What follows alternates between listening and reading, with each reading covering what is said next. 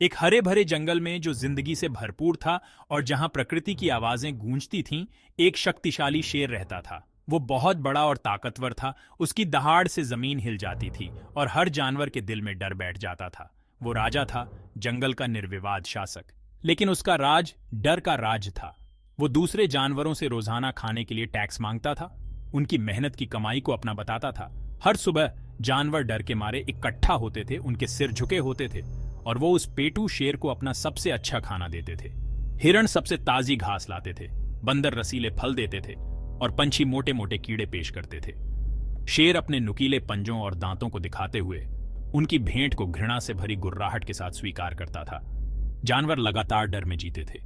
उनका पहले का खुशहाल जीवन अब शेर के अत्याचार से ढका हुआ था। वो आपस में फुसफुसाते थे, किसी उपाय की तलाश में थे। शेर के अत्याचारी शासन से बचने का कोई रास्ता खोज रहे थे। लेकिन जंगल के राजा की ताकत को चुनौती देने की हिम्मत कौन करेगा? एक दिन एक छोटा सा सरल खरगोश मैदान में उछलता हुआ आया। वो अपनी तेज बुद्धि और चतुराई के लिए जाना जाता था, लेकिन वो भी शेर की उपस्थिति से डरा हुआ लग रहा था।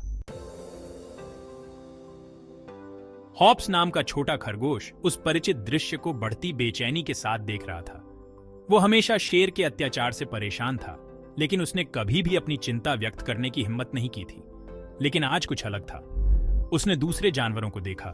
उनके चेहरे डर और निराशा से भरे हुए थे और उसके अंदर दृढ़ संकल्प की एक लहर दौड़ गई। वो जानता था कि वो शेर को शारीरिक टक्कर में नहीं हरा सकता, लेकिन उसे विश्वास था कि कोई और रास्ता जरूर होगा।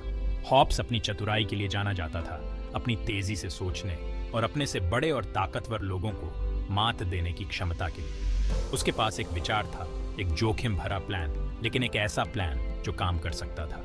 हॉप्स सावधानी से शेर के पास पहुंचा। उसका दिल उसकी छाती में तेजी से धड़क रहा था। दूसरे जानवर हाँफने लगे। उनकी आंखें छोटे खरगोश के लिए अविश्वास और डर से फैल गईं। अच्छा, ये क्या है? एक छोटा सा खरगोश राजा के पास आने की हिम्मत कर रहा है। क्या तुम खुद को मेरे अगले भोजन के रूप में पेश करने आए हो? महाराज, मैं आज आपके पास भोजन के रूप में नहीं, बल्कि एक संदेश वाहक के रूप में आया हूँ। एक संदेश वाहक? और तुम्हारे जैसा तुच्छ प्राणी मेरे लिए क्या जरूरी संदेश ला सकता है? महाराज, जंगल में एक और शेर है, एक दुश्मन जो खुद को असली राजा बताता है। वो आपके अधिकार का अनादर करता है और आपके शासन को उखाड़ फेंकने की धमकी देता है। हॉप्स ने शेर के मन में संदेह का बीज बो दिया था। उसके अभिमान और अपनी शक्ति खोने के डर को हवा दे रहा था।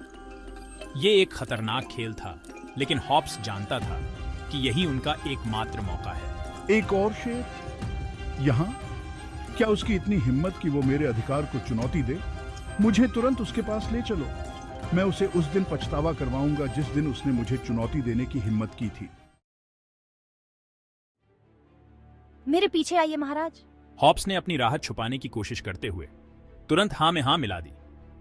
मेरे पीछे आइए महाराज, उसने चहचहाते हुए कहा और शेर को चिंतित जानवरों की भीड़ से दूर ले गया। हॉप्स शेर को घने अंडरग्राउंड से होते हुए जंगल में और अंदर ले गया। वे आखिरकार एक बड़े पानी के गड्ढे के किनारे पर पहुंचे, जिसकी सतह तेज धूप को दर्पण की तरह प्रतिबिंबित कर रही थी। वो पास ही है महाराज। मैंने उसे कुछ ही देर पहले इसी जगह पर घुसते देखा था। शेर गुस्से से अंधा और अपने कथित प्रतिद्वंद्वी का सामना करने के लिए उत्सुक खरगोश की आंखों में चालाकी की चमक को नहीं देख पाया। वो पानी के किनारे की ओर बढ़ा। उसका विशाल शरीर उस पर वापस दिखाई दे रहा था। उसने एक ओग्लुशिंग दहाड़ लगाई, अपने प्रतिद्वंद्वी को सामने आने की चुनौती दी। बाहर आओ और मेरा सामना करो, ढोंगी। मैं ही एक सच्चा राजा हूँ और मैं अपने सिंहासन के लिए किसी भी चुनौती को बर्दाश्त नहीं करूंगा।